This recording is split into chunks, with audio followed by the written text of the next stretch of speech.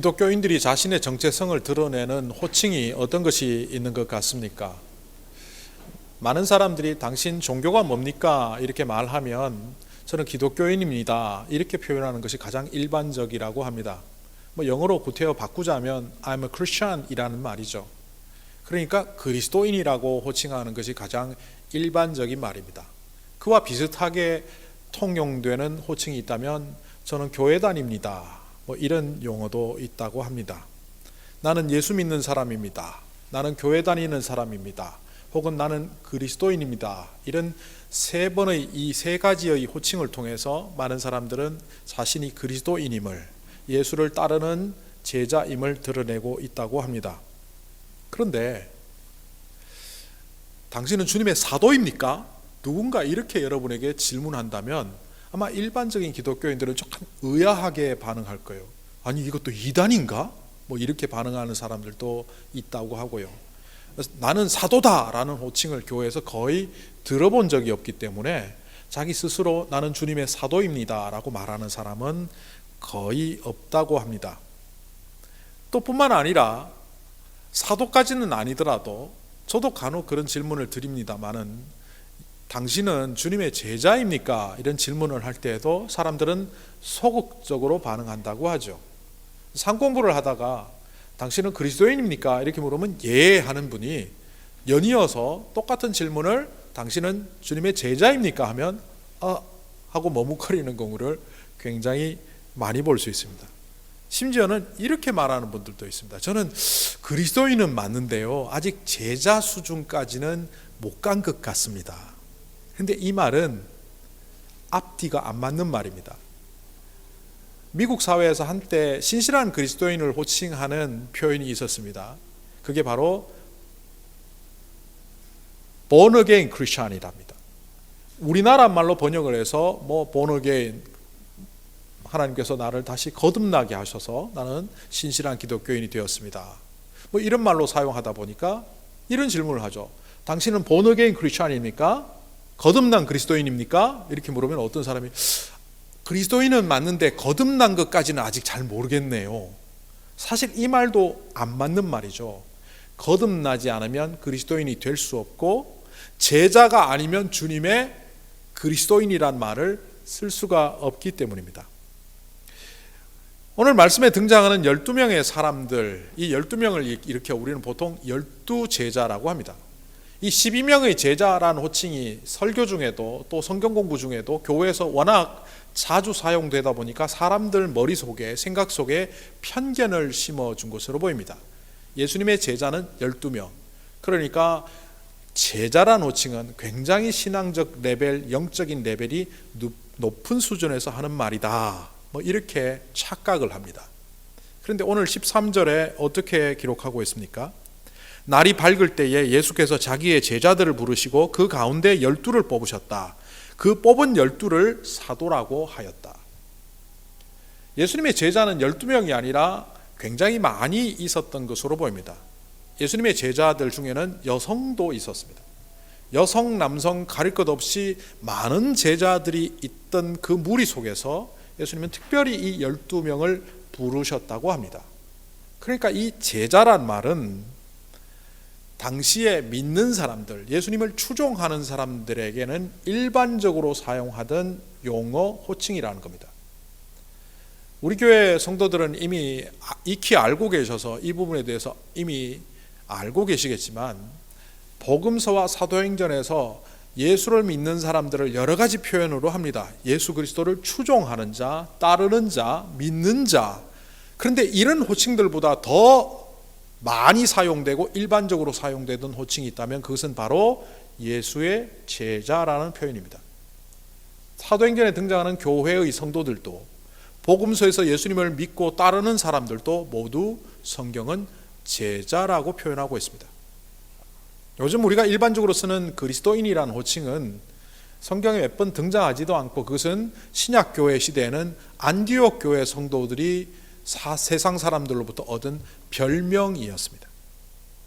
그럼에도 불구하고 오늘날 그리스도인들에게 당신은 제자입니까? 라고 질문하면 선뜻 대답하기를 쉽게 하지 못합니다. 왜 그럴까요? 신약교회 시대에는 누구나 사용하던 예수 믿는 자라는 의미를 오늘날의 교회 성도들은 왜 제자라는 말에 부담스러워할까요? 아마 그 제자란 말 속에 들어있는 함의 숨겨진 뜻을 자신도 모르게 알고 있기 때문이 아닐까 혼자 생각해 보았습니다. 마가복음 3장 14절부터 15절에 보면 오늘 말씀과 병행 본문이 등장합니다. 예수님이 12명의 사도를 부르셨다는 얘기는 누가복음은 물론이고 마태복음과 마가복음에도 등장하기 때문에 그 병행 본문인 마가복음 3장 14절 15절을 읽어보면 이러합니다. 예수께서 12를 세우시고 그들을 또한 사도라고 이름하셨다. 이것은 예수께서 그들을 자기와 함께 있게 하시고, 첫 번째 제자들을 부르시고 자기와 함께 있게 하시고, 또 그들을 내보내어 말씀을 전파하게 하시고 귀신을 쫓아내는 권능을 가지게 하시려는 것이었다. 제자라면, 당시에 예수님을 따르는 제자라면 둘씩 짝지어 보내셨는데, 혹은 70명 혹은 그 이상의 숫자를 예수님께서 보내시면서 그들과 이런 제자의 자격을 부여했다, 이렇게 성경은 기록하는 듯 보입니다. 첫 번째 제자의 특징은 예수님과 함께하며 예수님을 통해서 배운 자들입니다. 얼핏 제자하면 배우는 자라는 의미가 오늘날 우리 단어 속에도 있기 때문에 이것은 우리가 쉽게 받아들일 수 있습니다. 또 교회 나오는 여러분들, 오늘 예배 시간에 있는 여러분들은 나도 이 정도는 한다라고 서슴없이 자부할 수 있습니다. 성경 공부를 통해서 또한 예배를 통해서 선포되는 말씀을 듣고 배우는 그 일을 우리도 하고 있기 때문에 눈으로 보이는 육안으로 예수님을 대하지는 않지만 영적으로 임재하시는 예수님과 함께하며 그분으로부터 배우는 것은 그 당시의 제자들도 오늘날 우리들도 동일하기 때문에 큰 부담이 없습니다. 그런데 제자의 두 번째 특징을 성경은 예수님께서 그들을 내보내서 말씀을 전파하게 하셨다. 그들이 환영을 받든 환영받지 못하든 그들은 동네에 가서 예수님의 하나님 나라를 전했습니다. 그 당시에 그들이 꿈꾸는 하나님 나라가 아니라 예수님께서 선포하신 하나님 나라, 그들이 보는 성경의 해석이 아니라 예수님께서 말씀하신 성경의 말씀을 그들은 사람들에게 전하였습니다. 이 부분에서 우리는 자격지심을 느낍니다. 많은 분들 중에 복음을 전해본 경험이 없는 분들이 그리스도인 중에 굉장히 많다는 통계가 있습니다. 심지어 복음을 어떻게 전해야 될지도 모르겠답니다. 복음을 믿는데 복음이 뭔지 모릅니다. 사실 짜장면을 세상에서 한 번도 먹어보지 않은 사람에게 100그릇, 20그릇, 1000그릇을 먹은 내가 짜장면을 설명해 준다? 쉽지 않은 건 사실입니다. 뭐라고 설명하겠습니까? 그 시꺼먼 게 된장 비스무리한데 된장 맛하고는 다른데 간장도 아니고 하여튼 그 맛이 있어. 그래서 많은 사람들은 복음을 설명하기를 어려워하지만 가장 쉬운 설명은 뭡니까? 짜장면을 한 번도 먹어보지 않은 사람에게 짜장면을 설명해 주는 방법, 가장 좋은 방법은 뭡니까? 한 그릇 사주면 됩니다. 나랑 짜장면집 가서 같이 먹어보자. 한 그릇 사주면 설명할 필요가 없어요. 우리가 왜 복음 전파에 대하여 어려워합니까? 인색하기 때문입니다. 헌신하지 않고 희생하지 않고 그 복음을 위해서 살아가는 내 모습을 공유할 수 있는 그런 모습들을 나눌 수 있는 공간이 전혀 없는 상태에서 종교인으로 살아가다 보니 복음 전파에 대하여 자신이 없습니다. 그래서 제자의 두 번째 자격, 복음을 전파하는 파송된 자라는 그 자리에서 우리는 낙심합니다. 그리고 세 번째 자격을 한번 보십시오. 귀신을 쫓아내는 권능을 가지게 하시려는 것. 예수님의 제자들이 가서 귀신을 쫓아냈던 보고를 하는 장면들이 마태복음에도 나오고 마가복음에도 나옵니다. 그들이 자랑스럽게 예수님께 우리도 귀신을 쫓아내었습니다 라고 보고하고 있지만 실제로 변화산상 밑에서 예수님께서 기도하러 올라가셨을 때 밑에 있던 제자들은 귀신을 못 쫓아냈습니다. 그래서 그 아버지가 아들의 질병을 제자들에게 말했는데도 쫓아내지 못하니까 결국 선생님 예수여, 할 수만 있다면 한번 해보시렵니까? 당신의 제자들은 못하던데요. 할 수 있거든이 무슨 말이냐? 믿는 자에게는 능치 못함이 없다 했던 바로 그 장면에서 제자들은 귀신을 쫓아내지 못했습니다. 제자들은 100% 귀신을 쫓아내는 자들이 아니라는 걸 설명하는 겁니다. 저도 과거에 기도하면서 통계를 내본 적이 있습니다. 제가 안수 기도를 하고 귀신을 쫓아내는 기도를 했을 때 제가 정말 진심을 다하여 기도했을 때 얼마나 응답이 될까 통계를 내보니까 15% 남짓이었습니다. 그러니까 85%는 응답이 없었고 15%만 역사함이 있었기에 슬쩍 마음에 좌절이 들었습니다. 이렇게 성령의 은사를 체험하고 뜨겁게 기도하며 기도했는데 8명 반은 응답이 안 나타나고 1명 반만 나타나? 야, 이거 낙심된다. 그런데 바꾸어서 생각해 보니까 내 능력도 아니고 하나님께서 나를 통하여 역사하시니까 나는 역사함이 있어도 우쭐거림이 필요 없고 역사하지 못하더라도 실망할 필요가 없습니다. 나는 단지 마른 막대기일 뿐입니다. 하나님의 손에 붙잡혀서 그것이 거룩하게 사용되면 홍해도 가를 수 있지만 그러나 하나님께서 나를 사용하시지 않을 때 나는 단지 마른 막대기, 세상에 버려지면 불쏘시개감밖에 되지 않는 보잘것없는 겁니다. 사도들이, 제자들이 귀신을 쫓아냈다는 것은 뭡니까? 하나님의 시간에 그들이 사용되었다는 겁니다.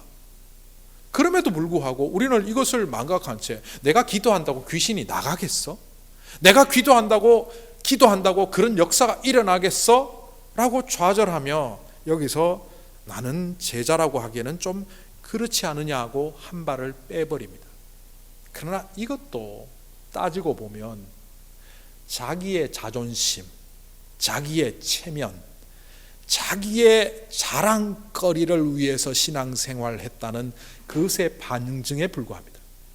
내가 부끄럽더라도, 내가 모욕을 당하더라도, 나를 통해서 예수 그리스도가 드러난다면 단 10번 중에 한 번만 나타나더라도, 단 20번 중에 한 번만 나타나더라도 나는 쓰임받겠다, 그런 각오만 있다면 그런 사람을 통해서는 하나님이 역사하십니다. 제가 코스타리카 단기 선교에 가서 깜짝 놀랐습니다. 20명을 위해서 기도했는데 18명이 나왔습니다. 그때 제가 목회 방향을 확 틀 뻔했습니다. 내가 이렇게 불의 종이었나? 20명을 안수했는데 18명 병이 났습니다. 방언이 터집니다. 그게 제 능력입니까? 하나님이 그 교회 공동체에 저라는 사람을 보내서 역사하시려고 작정하셨을 때 마른 막대기에 불과한 제가 사용되었을 뿐 더도 덜도 아닙니다. 그렇다면 어떤 때는 20명을 기도했는데 1명이 나타날 수도 있고 20명을 기도했는데 18명이 나타날 수도 있다는 통계적 수치는 중요하지 않습니다. 그때 헌신했느냐, 순종했느냐, 안 했느냐, 그 차이만 있을 뿐이죠. 결국 제자는 주님으로부터 배우고 그 배운 것을 세상에 전하고 비록 자기에게 영광이 돌아올지 않을지라도 그 어떤 순간에도 필요에 따라 하나님의 복을 전하고 축복하는 자로 살아가는 것이 제자라는 사실을 우리는 성경을 통해서 보게 됩니다. 그럼에도 불구하고 이 제자라는 이 영광의 지위를 사람들은 기쁘게 감당하지 못하고 일종의 신앙적 스트레스로 생각하고 있죠. 복음을 제대로 전파하지 못하는 오늘날 성도들, 제자인데도 불구하고 자기가 제자인 줄도 모르고 스트레스만 갖고 살아가는 오늘날 우리들의 모습을 잘 보여주는 한 자료가 있어 여러분에게 소개합니다. 한국의 중고등학생들을 대상으로 통계 자료를 냈는데 이 설문조사의 결과는 공부에 대하여 얼마나 스트레스를 받는가를 재는 것이었습니다. 자, 여러분, 공부를 잘하고 성적이 좋은 애가 스트레스를 많이 받겠습니까? 아니면 공부를 못하고 성적이 나쁜 학생들이 공부에 대한 스트레스를 더 많이 받겠습니까? 속으로 한번 생각해 보십시오. 여기에 결론은 스트레스를 제일 많이 받는 학생은 상중하로 나누었을 때 중간에 있는 애들입니다. 이 중간에 있는 애들은 열심히 하고자 하는 마음은 있어요. 책상에는 앉아 있는데 잡념에 가득해서 공부가 잘 안 돼요. 공부를 잘하고 싶은데 공부하는 방법을 몰라요. 시간만 때워요. 여러분들은 다 중에는 속하지 않는 것 같습니다. 일부 예배 때는 이 부분에 크게 웃는 분이 몇 분 있어서 제가 이때 웃으면 자기 이야기다. 많은 학생들이 공부를 하고 싶은데 잘 안 되고 성적은 안 나오고 하는 방법도 모르고, 그래서 이 중간에 있는 사람들이 스트레스를 제일 많이 받는답니다. 자, 그렇다면 최상위에 있는 자와 최하위에 있는 자, 누가 공부에 대한 스트레스를 더 많이 받을 것 같습니까? 얼핏 사람들은 최상위에 있는 자들이 1등, 2등을 다투느라 스트레스를 많이 받을 것 같은데, 예상외로 꼴찌 계열들이 두 번째로 스트레스를 많이 받습니다. 얼핏 보기에 전교 꼴찌는 하나도 공부에 대한 스트레스를 안 받을 것 같은데 많이 받습니다. 이들의 받는 모습은 속으로 은근히 공부에 대한 스트레스를 많이 받다가 어느 순간 그것을 견디지 못할 때 두 가지 행동을 한답니다. 첫째는 일탈행위. 학생들이 하지 말아야 될 일을 하죠. 술 한잔 하러 가자. 수업을 빠지고 놀러 다니고. 그 일탈행위는 공부에 대한 스트레스의 발로랍니다. 또 그들이 취하는 것은 포기랍니다. 나 공부 안 해. 나 대학 포기했어. 나는 공부하고 담 쌓았어. 누가 알고 싶대요?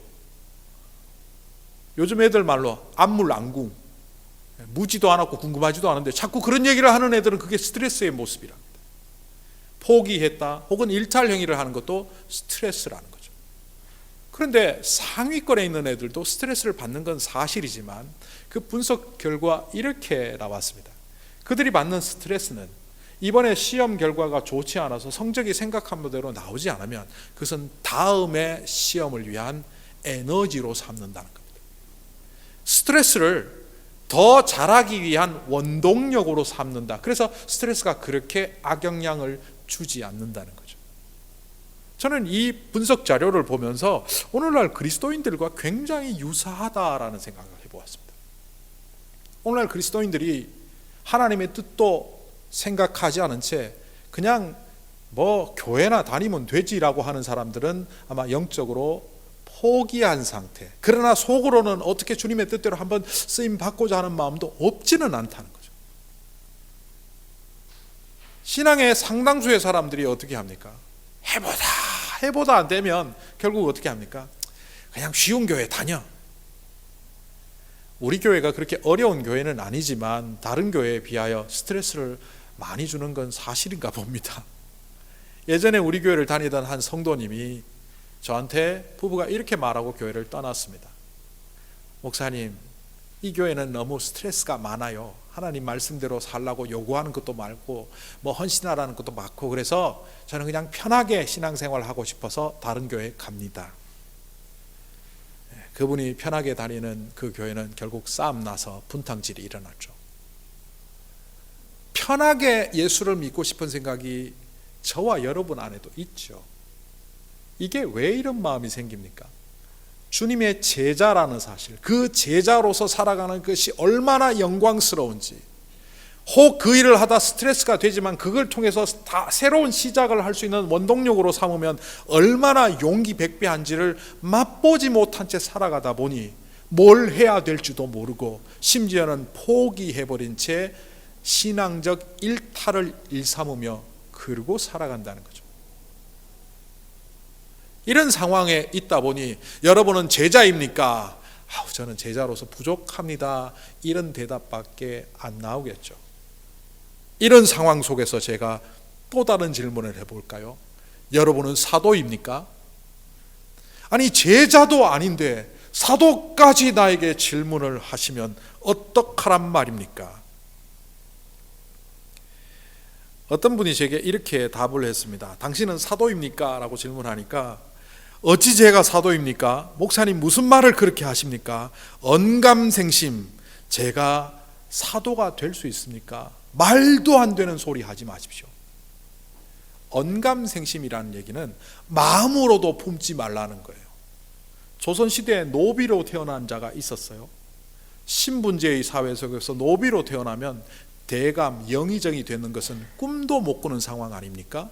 그런데 이 노비가 어느 날 글 공부를 시작하면서 나는 과거에 급제해서 영의정이 될 거야. 그러면 그 옆에 사람이 언감생심, 영의정은 고사하고 사또가 되는 꿈도 꾸지 말아라.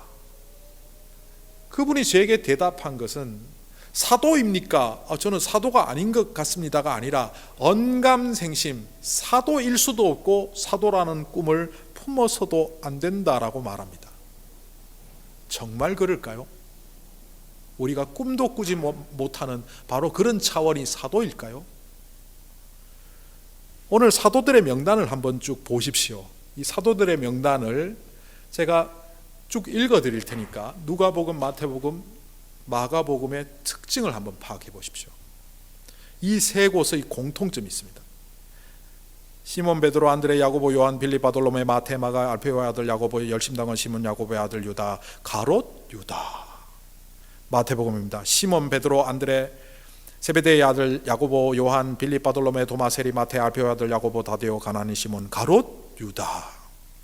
마가복음 시몬, 베드로, 세베대의 아들 야고보, 요한, 안드레, 빌립, 바돌로메, 마태, 도마, 알페오의 아들 야고보, 다데오, 열혈당원 시몬, 가롯 유다. 하다 보니 저도 혀가 꼬이네요. 그 12명의 명단 맨 뒤에 공통적으로 가롯 유다가 있습니다. 중간에 이름이 조금 다른 사람들도 있습니다. 예를 들면 다데오라고 하거나 유다라고 하거나, 이 사람은 어떤 때는 유다로 등장하고 어떤 때는 다데오로 등장하기도 합니다. 그거는 같은 사람이 두 가지 이름을 가졌을 수 있죠. 그런데 가롯 유다는 이 세 복음서 맨 끝에, 그러니까 12명의 명단 맨 끝에 다 등장합니다. 왜 또 하필 맨 끝일까요? 성경에 나오는 그 구절들을 정확히 제가 읽어보면 이러합니다. 누가복음 6장 16절, 배반자가 된 가롯 유다이다. 12명의 맨 끝입니다. 마태복음 10장 4절, 예수를 넘겨준 가롯 사람 유다이다. 마가복음 3장 19절, 예수를 넘겨준 가롯 유다이다. 저는 이걸 보면서 이상한 생각이 들었습니다. 사도들의 명단에 왜 가롯 유다가 들어가 있지?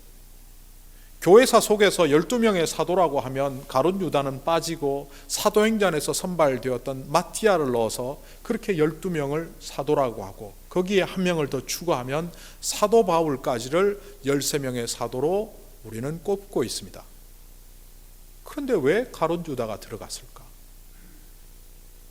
예수님이 사역하셨던 시기는 AD 30년경입니다. 그리고 제일 빨리 기록된 마가복음을 비롯해서 마태, 누가, 요한복음이 기록된 이 시기는 AD 60년 이후입니다.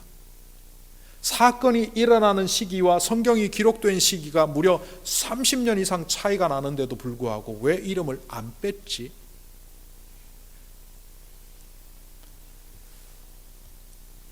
제가 아는 한 족보가 있습니다.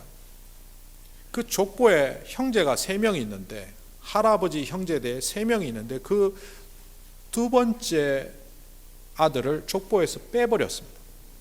이 아들은 자기에게 맡겨진 가문의 소임을 다하지 못하고 심지어 선산을 도박빚으로 팔아먹어버린 사람입니다. 이런 사람을 뭐라고 하지요? 가문의 수치. 빼버립니다. 호적에서 판다 이런 표현이 있는데 실제로 있는 사람임에도 불구하고 족보에서 빼버리는 경우들이 꽤 있습니다. 가롯 유다는 예수님의 사역의 치욕거리입니다.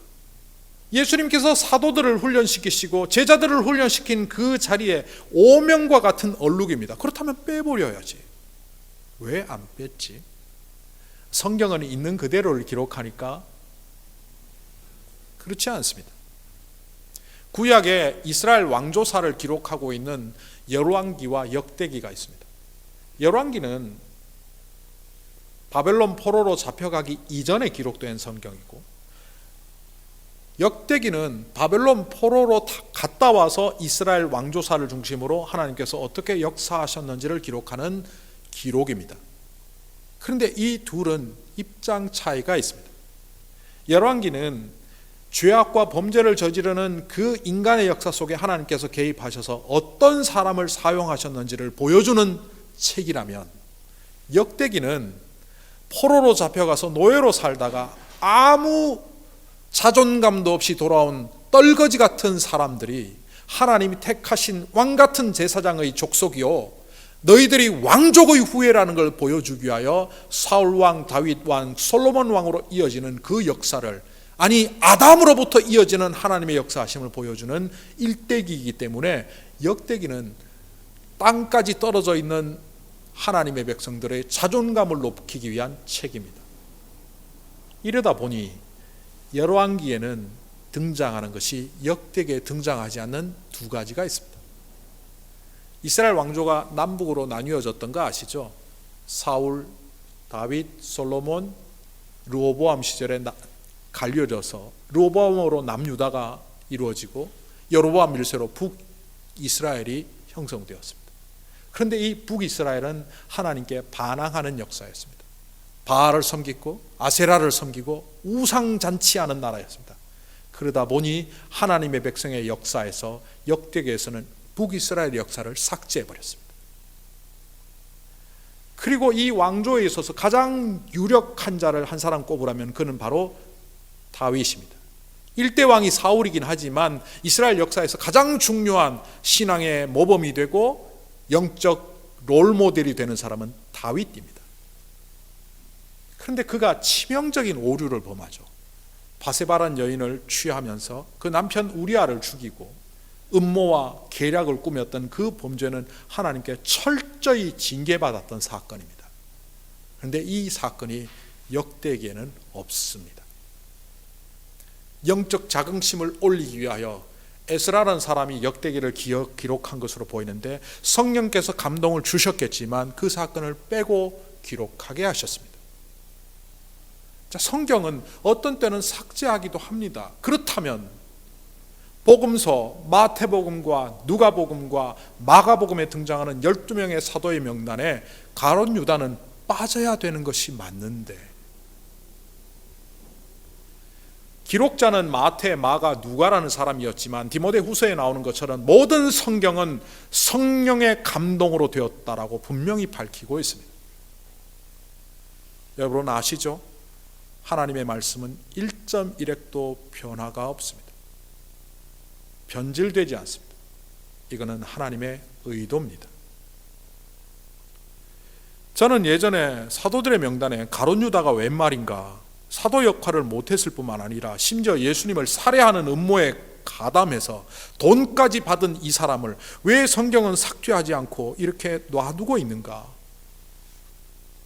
아, 사도라는 호칭이 별거 아니라서 그런가 보다. 제가 어릴 때 이렇게 생각한 적도 있지만 사도라는 호칭이 별거 아닌 게 아니었습니다. 사도라는 호칭을 사용하다가 봉변을 당한 사람이 성경에 한 명 있죠. 그는 바로 사도 바울입니다. 당시에 신약교회도 이 사도라는 호칭에 대하여 굉장한 권위를 두고 있었습니다. 이 사도라는 말은 아포스톨로스라고 하는데 파견된 자라는 문자적 의미를 갖고 있지만, 이 파견하신 분이 주님이시고 주님이 그를 파견했기 때문에 주님의 권한을 그에게 위임했으므로 그가 부여받은 이 위임의 권한이 굉장하기 때문에 이 사도라는 호칭을 아무나 못 쓰게 했습니다. 사도 바울이라는 사람이 13권의 서신을 썼습니다. 그런데 그의 서신 9권에서 그는 1장 1절에 자기가 사도라는 사실을 거듭 강조하고 있습니다. 이 말은 당시의 사람들이 그를 사도로 쉽게 인정하지 않았다는 방증입니다. 로마서 1장 1절에 그는 이렇게 말합니다. 예수 그리스도의 종 바울, 사도로 부르심을 받아 하나님의 복음을 위하여 택정함을 입었다.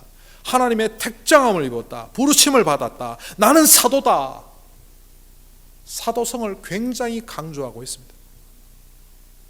그런데 이의 강조는 갈라디아서 1장 1절에서 절정에 치닫습니다. 갈라디아 지역에 바울이 사도가 아니라는 그런 풍문이 돌았기 때문에 갈라디아 지역에 그가 서신을 보내며 1장 1절에 이렇게 기록하고 있습니다.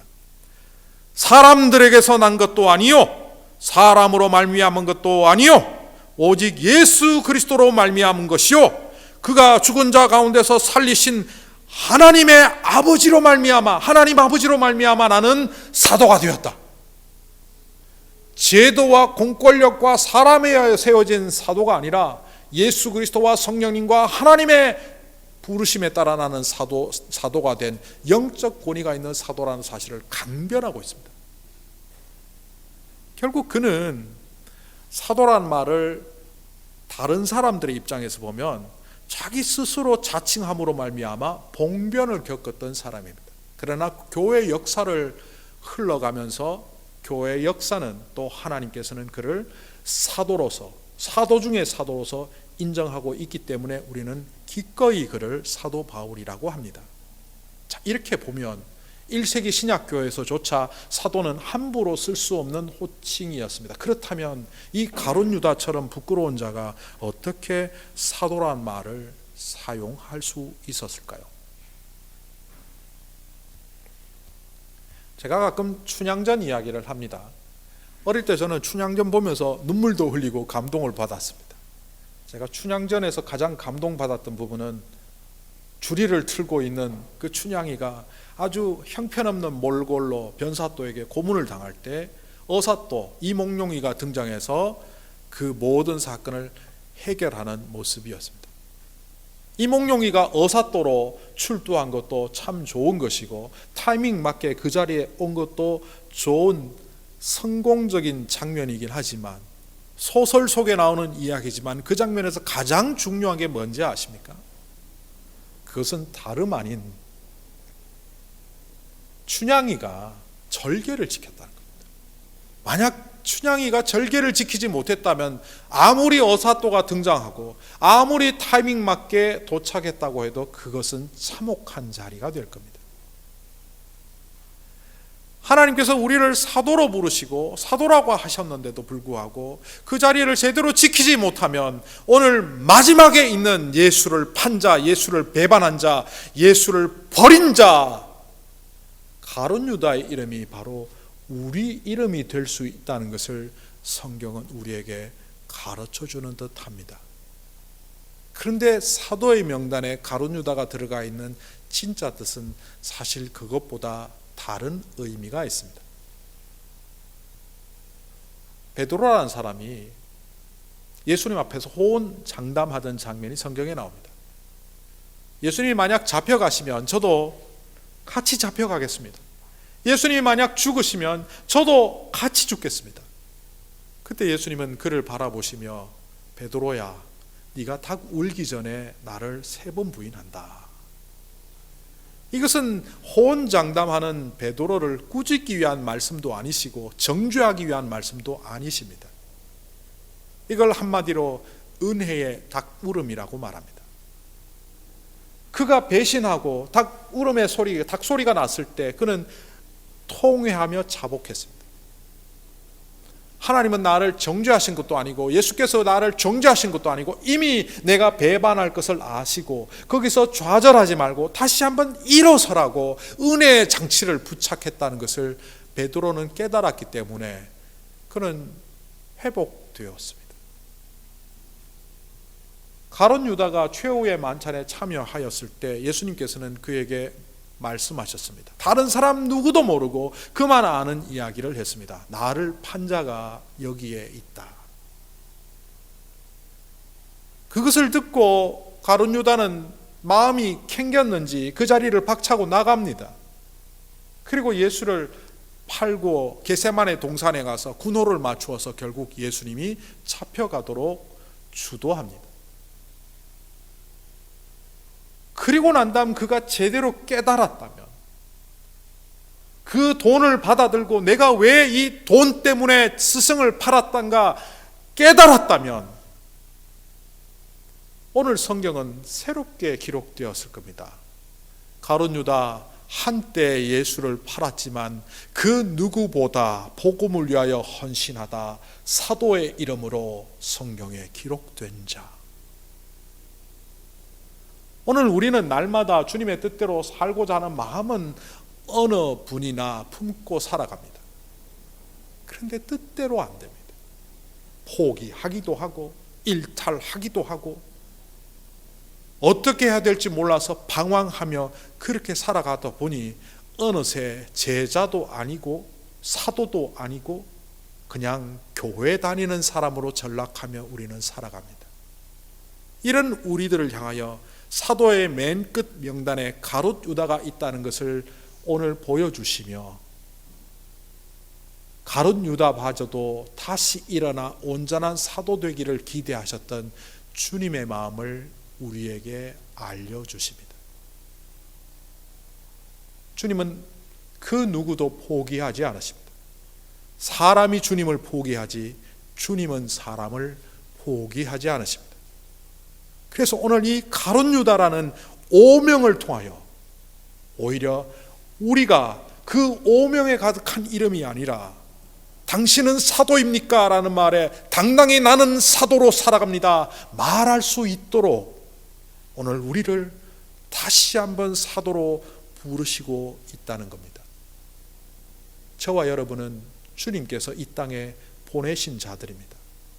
그저 맛있는 것 먹고 좋은 것 입고 이 땅에서 누리다가 죽어 천국 가라고 이 땅에 보내신 것이 아니라는 겁니다. 그런데도 교회 안에 변질된 복음이, 사탄이 교회를 공격하며 오염된 잘못된 기복주의가 오늘날의 그리스도인들을 나약하게, 제자임에도 제자임을 모르게 살고 사도임에도 사도인들도 모르고 사는 그런 어리석은 자로 전락시켰다는 것을 오늘 말씀을 통하여 주님은 우리에게 일깨워 주십니다. 더 이상 우리에게 오명의 이름, 가룟 유다와 같은 이름, 사도가 아니라는 어처구니 없는 말을 해서는 안 됩니다. 저와 여러분은 주님이 보내신 자, 파견한 자, 사도요, 주님의 복음을 이 땅에 전해야 될 제자들임을 명심하면서 우리 교회를 통하여, 여러분 자신을 통하여 역사하시는 주님께 영광을 돌리는 영광의 사도들이 되시기를 간절히 소망합니다.